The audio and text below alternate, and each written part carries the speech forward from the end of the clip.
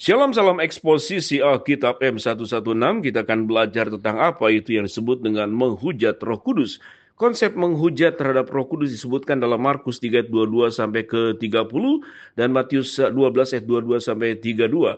Yesus baru saja melakukan mujizat. Seorang yang kerasukan setan dibawa kepada Yesus dan Tuhan mengusir setan itu, menyembuhkan orang itu dari kebutaan dan kebisuannya.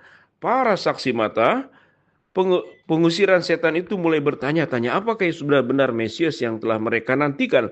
Sekelompok orang Farisi yang mendengar pembicaraan tentang Mesias dengan cepat menghancurkan iman yang mulai tumbuh di antara orang banyak.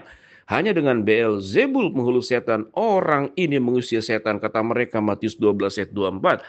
Yesus membantah orang Farisi dengan beberapa argumen logis mengapa dia tidak mengusir setan dengan kuasa setan. Matius 12 ayat 25 sampai 29. Kemudian dia berbicara tentang penghujatan terhadap Roh Kudus. Aku berkata kepadamu, segala dosa dan hujat dapat diampuni, tetapi hujat terhadap Roh Kudus tidak akan diampuni. Barang siapa mengucapkan sesuatu melawan anak manusia, ia akan diampuni. Tetapi barang siapa mengucapkan sesuatu melawan Roh Kudus, ia tidak akan diampuni. Di dunia ini juga dan di dunia akan datang. Ayat 31 sampai dengan 32. Istilah penghujatan secara umum dapat didefinisikan sebagai tidak hormat dan menantang. Istilah ini dapat diterapkan dalam dosa-dosa seperti mengutuk Tuhan atau dengan sengaja merendahkan hal-hal yang berhubungan dengan Tuhan. Penghujatan juga berarti menganggap Tuhan jahat atau menyangkal kebaikannya yang seharusnya kita anggap berasal darinya. Namun kasus penghujatan khusus yang disebut dengan penghujatan terhadap Roh Kudus dalam Matius 12 ayat 31, orang-orang Farisi setelah menyaksikan bukti yang tak terbantahkan bahwa Yesus melakukan mujizat dengan kuasa Roh Kudus, sebaliknya mengklaim bahwa Tuhan dirasuki oleh setan. Matius 12 ayat 24. Perhatikan dalam Markus 3:30, Yesus sangat spesifik tentang apa yang dilakukan orang-orang Farisi untuk melakukan penghujatan terhadap Roh Kudus. Ia berkata demikian karena mereka mengatakan ia kerasukan roh jahat. Penghujatan terhadap Roh Kudus berkaitan dengan menuduh Yesus Kristus dirasuki setan, alih-alih dipenuhi roh. Jenis penghujatan khusus ini tidak dapat diduplikasi hari ini dengan cara yang sama seperti pada zaman Yesus. Orang Farisi berada dalam momen yang unik dalam sejarah. Mereka memiliki hukum Taurat dan kitab para nabi. Mereka memiliki Roh Kudus yang menggerakkan hati mereka. Mereka memiliki anak Allah sendiri yang berdiri tepat di antara mereka dan mereka melihat dengan mata kepala mereka sendiri. Mujizat-mujizat yang dia lakukan tidak pernah sebelumnya dalam sejarah dunia dan tidak pernah sejak itu. Begitu banyak terang ilahi diberikan kepada manusia. Jika ada yang seharusnya mengenali Yesus bagaimana adanya dia, itu adalah orang Farisi. Namun mereka memilih untuk menentang. Mereka sengaja mengaitkan pekerjaan Roh Kudus dengan iblis meskipun mereka mengetahui kebenaran dan memiliki buktinya. Yesus menyatakan kebutaan mereka yang disengaja tidak dapat diampuni. Penghujatan mereka terhadap Roh Kudus adalah penolakan terakhir mereka terhadap kasih karunia Allah. Mereka telah menentukan jalan mereka dan Allah akan membiarkan mereka berlayar menuju kebinasaan tanpa halangan.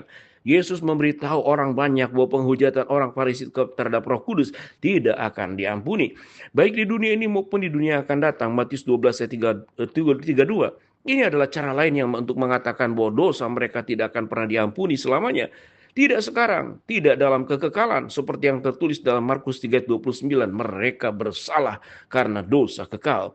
Hasil langsung dari penolakan orang Farisi terhadap Kristus di depan umum dan penolakan Allah terhadap mereka terlihat dalam bab berikutnya. Yesus untuk pertama kalinya mengatakan banyak hal tentang mereka dalam perumpamaan. Matius 13 ayat 3 bandingkan Markus 4 ayat yang kedua. Para murid bingung dengan perubahan metode pengajaran Yesus dan Yesus menjelaskan penggunaan perumpamaannya. Karena kepadamu diberikan pengetahuan tentang rahasia kerajaan sorga, tetapi kepada mereka tidak. Sekalipun melihat, mereka tidak melihat. Sekalipun mendengar, mereka tidak mendengar dan tidak mengerti. Matius 13 ayat 11 dan 13. Yesus mulai menutupi kebenaran dengan perumpamaan dan metafora sebagai akibat langsung dari kecaman resmi para pemimpin Yahudi terhadapnya. Sekali lagi, penghujatan terhadap Roh Kudus tidak dapat diulang saat ini meskipun beberapa orang mencoba. Yesus Kristus tidak ada di bumi, dia duduk di sebelah kanan Allah. Tidak ada seorang pun dapat secara pribadi menyaksikan Yesus melakukan mujizat dan kemudian menghubungkan kuasa kepada setan dan bukan Roh Kudus. Dosa yang tak pernah diampuni saat ini adalah keadaan ketidakpercayaan yang terus-menerus. Roh Kudus saat ini menghukum dunia dan yang belum diselamatkan atas dosa, kebenaran dan penghakiman. Yohanes 16 ayat yang ke-8. Menolak hukuman itu dengan sengaja tetap tidak bertobat berarti menghujat Roh Kudus. Tidak ada pengampunan baik di zaman ini maupun di zaman yang akan datang. Bagi orang yang menolak dorongan Roh Kudus untuk percaya kepada Yesus Kristus dan kemudian mati dan dalam ketidakpercayaan. Kasih Allah nyata. Karena begitu besar kasih Allah akan dunia ini sehingga ia mengarunikan anaknya yang tunggal supaya setiap orang yang percaya kepadanya tidak binasa, melainkan beroleh hidup yang kekal. Yohanes 3:16. Dan pilihannya jelas. Barang siapa percaya kepada anak, ia beroleh hidup yang kekal. Tetapi barang siapa menolak anak, ia tidak akan melihat hidup, sebab murka Allah tetap ada di atasnya. Yohanes 3:36. Demikianlah eksposisi tentang menghujat Roh Kudus.